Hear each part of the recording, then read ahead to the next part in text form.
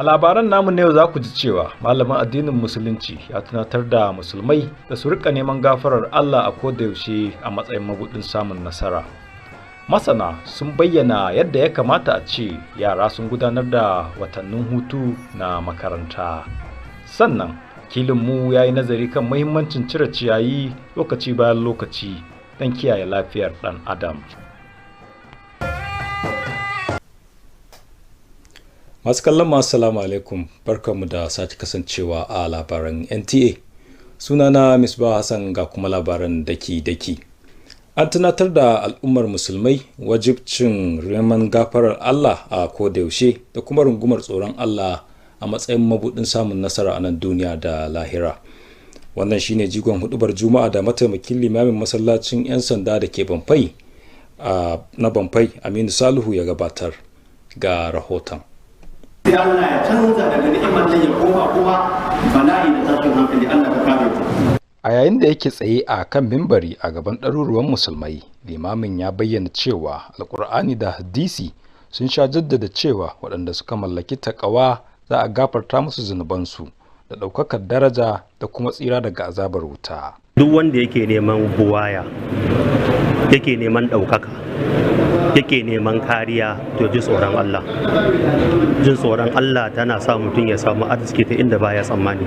Ya ƙara da cewa mafi yawan masifin da suke samun mutane suna ta'allaka ne da ayyukan zunubansu, kuma ta hanyar rayuwa da tsoron Allah ne kaɗai muminai za su sami yardar Allah da nisantar azabarsa, wanda zai kai mutum ga samun sakamako na aljanna.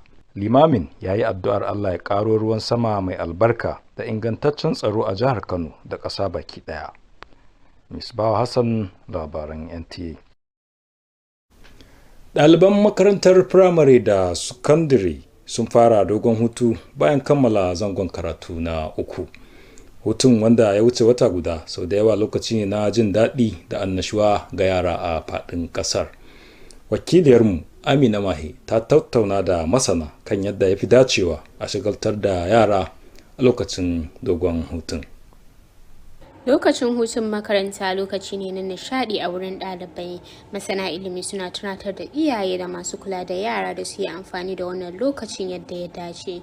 Suna masu ba da shawarar shigar da yara cikin ayyukan da za su gina hali mai kyau kuma su samu ƙwarewa a wani ɓangaren rayuwa inda zai amfane su a nan gaba.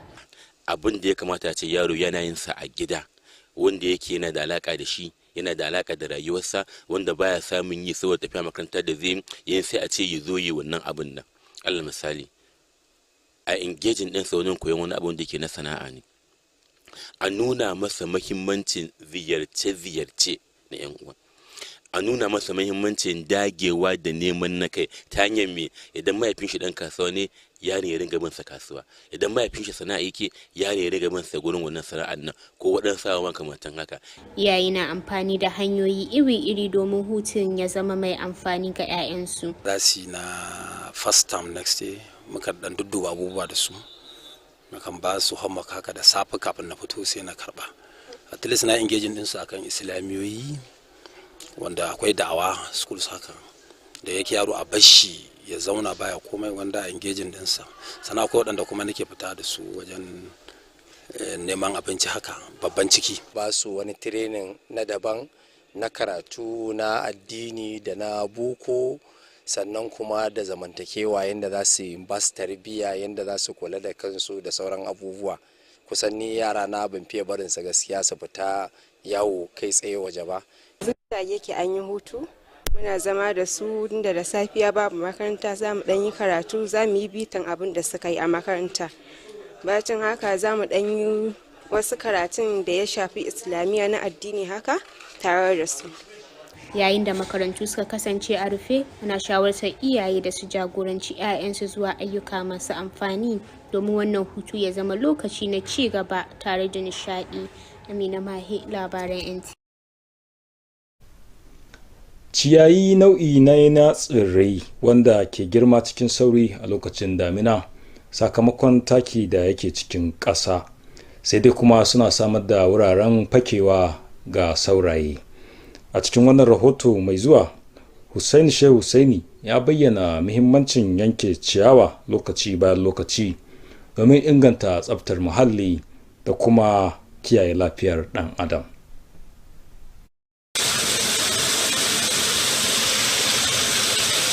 Ruwan sama ɗaya ne daga cikin albarkatun da Allah maɗaukakin sarki ke saukarwa da ke kunshe da manyan sinadarai da tsirrai ke bukata.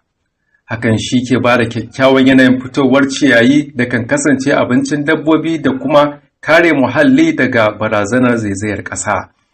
Sai dai kuma duk da irin wannan tasirin nasu, sushewa suna gurɓata muhalli wanda hakan ke zaburarwa zuwa ga cire su.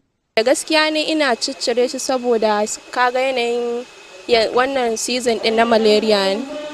Kamar kofar gida na haka ciyayin suna fitowa, kuma da sun fito ma tun kafin su girma ina samun fatanya in zo in sassare su. Nau'in danshi da ciyayi ke ɗauke da su na samar da yanayin yawaitar sauro.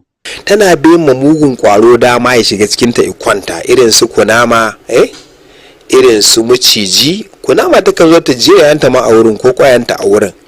Sannan akwai kwari masu illa irin su sauro, zai je kasance a wannan jim da wani dan lemar da wani dan duhun sai ya kwanta. Kannan kwayar ta kan tana son wannan because za ga a kasan tana wani abu kamar dafa da kasanta, kamar hunhuna, kamar wani gansai su ma spirogyres in ai problem ne da su. Akwai wannan humid din da muke samu, wannan ababan za ga suna ba mutum dan adam jikinsa, ko irin su kusha-kushi din nan da ake yi, irin suka ga wani kamar wani ciruwa ko wani kyasbi-kyasbin nan, duk wannan abubuwan shine yake ba da reaction. Haka kuma suna ba da damar yaduwar cututtuka. Rigakafi ya fi magani, in ji masu iya magana. Hussein Shehu Hussein, labaran NTA. To masu kallon mu, labaran na zuwa muka kai tsaye daga nan tashar NTA Kano, kudan dakace mu.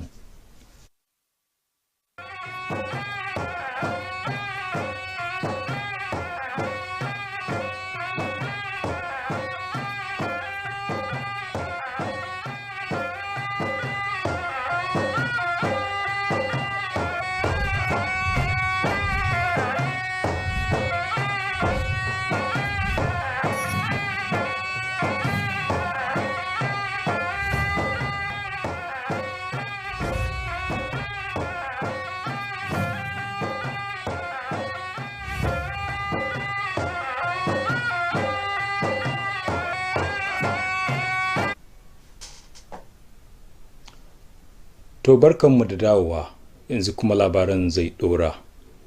Shahararren mai yin tattaki mai nisa Abubakar Umar, wanda aka fi sani da Duduwale, ya ziyarci NTA Kano bayan ya isa birnin akan keke domin yin ta'aziyya ga iyalan marigayi dattijo kuma ɗan kasuwa Alhaji Aminu Ɗantata.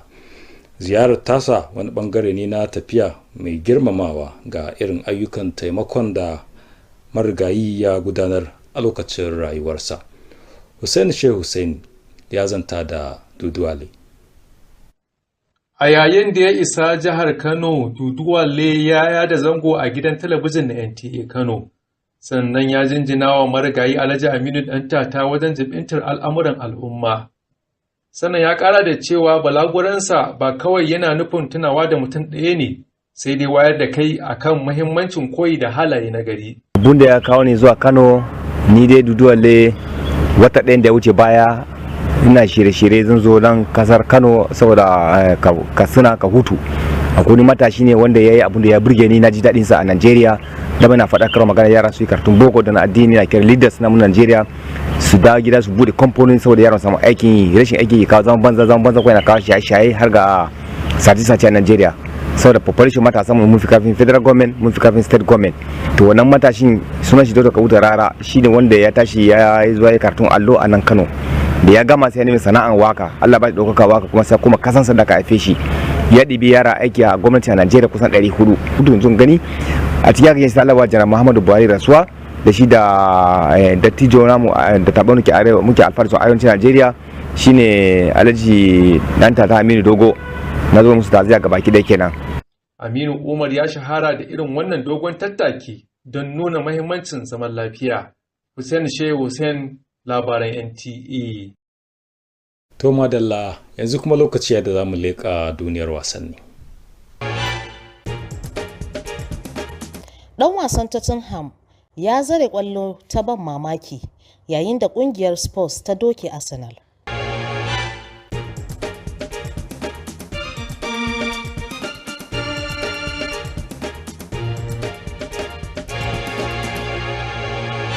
Ɗan wasan tseren mota na Formula 1, Verstappen, ya ce zai yi wa Red Bull tsere a shekara ta 2026.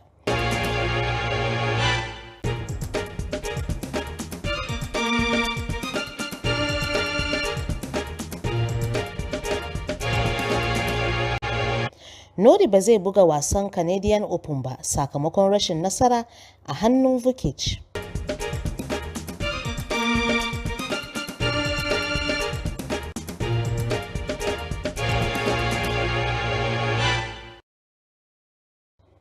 Hukumar ƙwallon kwando za ta karbi bakoncin wasanni a London a shekarar 2026 da kuma Manchester a shekarar 2027.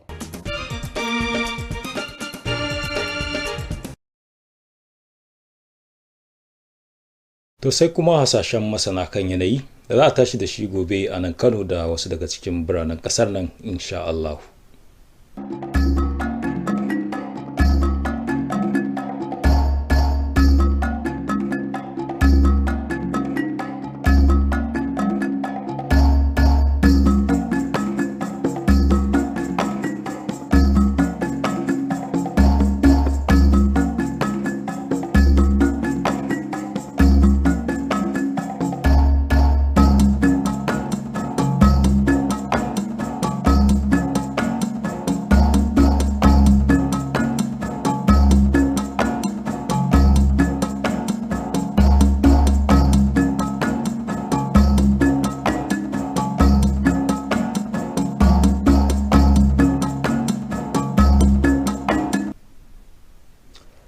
To yanzu kuma sai shawarar masana. Ku kasance masu lura da sa idanuwa a unguwanninku domin wannan shine mataki na farko kuma mafi tasiri wajen hana aikata laifuka, kare rayuka da inganta zaman lafiya. To jama'a, da haka muka zo ƙarshen labarin na wannan dare. Allah ta shi mu lafiya.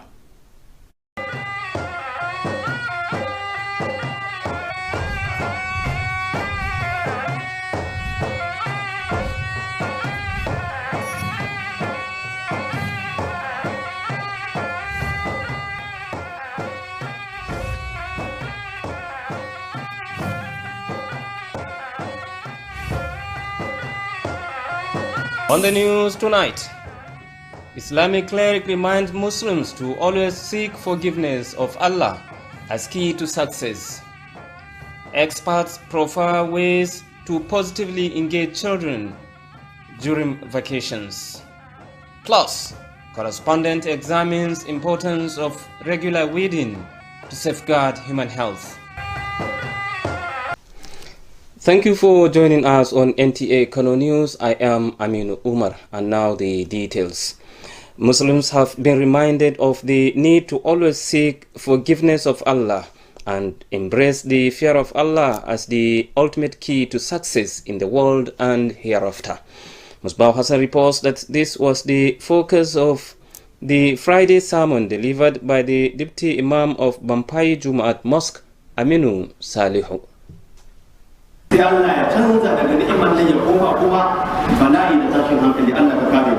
Standing on a pulpit in front of hundreds of Muslims, the Imam stated that the Quran and Hadith repeatedly emphasized that those who possess taqwa will be granted forgiveness for their sins, elevated ranks, and ultimately salvation from hellfire. Allah subhanahu wa ta'ala commanded us, instructed us to fear Him. Allah said, Ya ayyuhan nasu taqu rabbakum. O mankind, fear your God, fear your creator. That is Allah subhanahu wa ta'ala. If you are a fearer of Allah subhanahu wa ta'ala, Allah subhanahu wa ta'ala will provide anything to you. He added that most of the misfortunes that befall humans are down to their sinful life, and that by living a life guided by the fear of Allah, believers strive to earn Allah's pleasure and avoid His punishment, which culminates in the ultimate reward of paradise. The Imam prayed for more bountiful rains and security in Kano State and the country at large. Misbah Hassan, NTA News. Pupils and students of nursery, primary and secondary schools have commenced their long vacation following the end of the third term. The holiday, which spans over a month, is often full of excitement and relaxation for children across the country. In this report, Amina Mahe conversed with experts on best ways to keep children positively engaged during the break. While the holiday season offers rest and fun, educationists are reminding parents and guardians to make wise use of this time. They advise that children should be engaged in activities that build character and develop skills for the future. During this vacation, parents should make sure that they engage their children either in one entrepreneur or the other. For example, if his father is a trader, he should be taken to that market to see what is going on. If his father has a skill which he is doing as either a carpenter or a painter or a builder or something like that, that child should accompany him there. You see, by such doing, you are engaging your child. Apart from this, across various communities, parents are adopting different approaches to make the holiday meaningful. Like da'wah and so on. Maybe some of them I used to take them to my shop to engage with and to interact with the people. I make the most of the holidays with my kids. We have fun and also do lessons with them. I used to engage my children, especially with Quran, yes, and try to teach my children Hadith. As schools remain closed, parents are encouraged to guide their children toward positive activities, ensuring that this vacation becomes a time of both growth and enjoyment. In Kano, Amina Mahe, NTA News. Weeds are unwanted plant species that grow rapidly during the rainy season, supported by the presence of humus, which boosts soil fertility. However, they can also create breeding grounds for mosquitoes. In this report, Husseini highlights the importance of regular weeding in promoting environmental hygiene and safeguarding human health.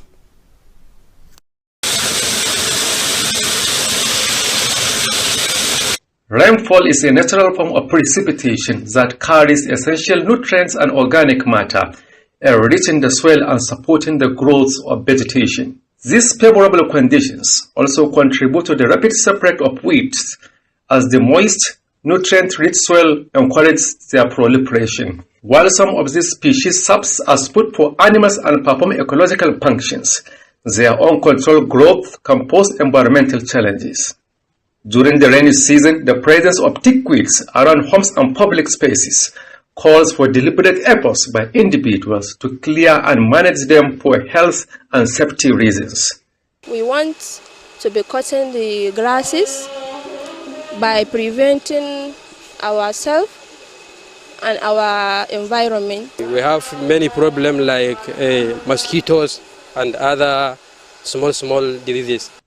Beyond being unsightly, moisture-laden weeds can create ideal breeding grounds for mosquitoes, increasing the risk of malaria and other vector-borne diseases. Now give room for microbial cohabitation, because insects, some of the insects that are so dangerous insects hide inside, lay their eggs, like scorpion, like snakes. Sometimes they use grass to hide and produce their children. And if cholera is there and like a cockroach is under that grass, is in his hand and wings, he will now carry those vibrio cholerae to your food. When you eat the food, you contact the infection. Densely populated weed clusters can also serve as hiding places for harmful pests and contribute to the spread of communicable diseases in both urban and rural communities. In Kano, Hussein Sheikh Hussein, NTA News. You are watching the news on NTA Kano. There will be more reports after this timeout.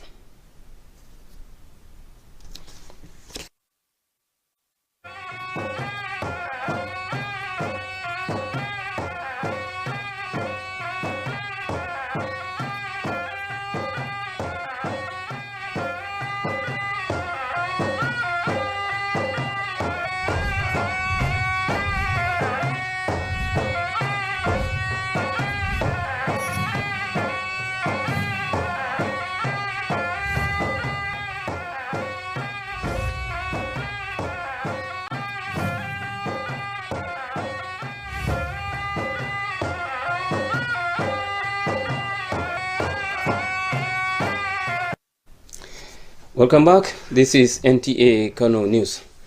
A popular trekker, Abubakar Umar, known as Duduale, has visited NTA Kano after arriving in the city by bicycle to offer condolences to the family of late elder statesman and business tycoon Alhaji Aminu Dantata.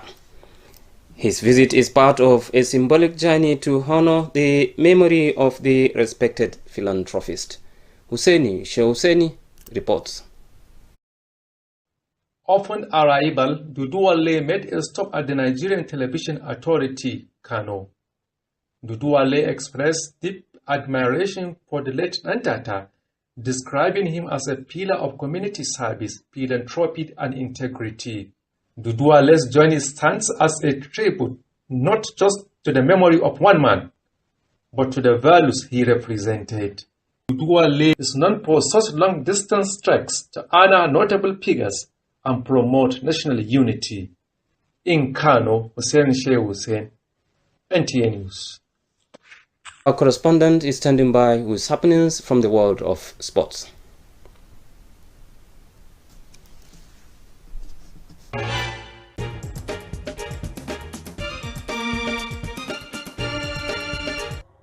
Sarr scores incredible long-range goal as Spurs beat Arsenal.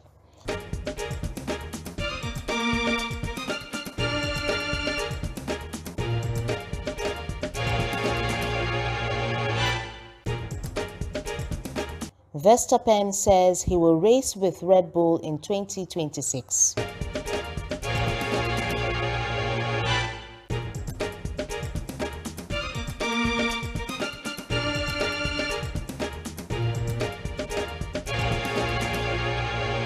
Norrie out of Canadian Open after losing to Vukic.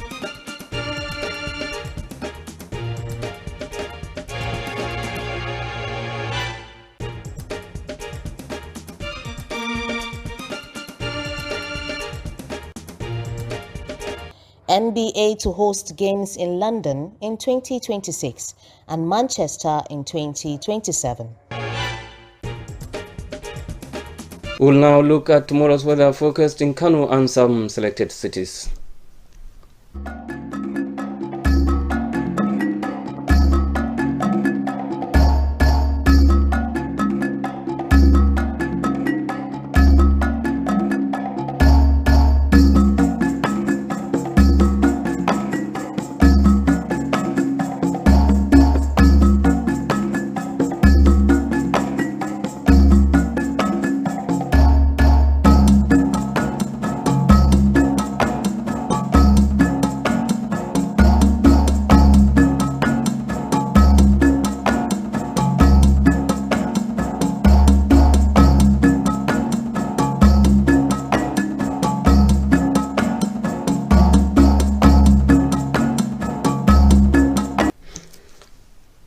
And now to experts' advice, which says be vigilant and watchful in your neighborhoods, as this is the first and most effective step in preventing crime, protecting lives and promoting peace.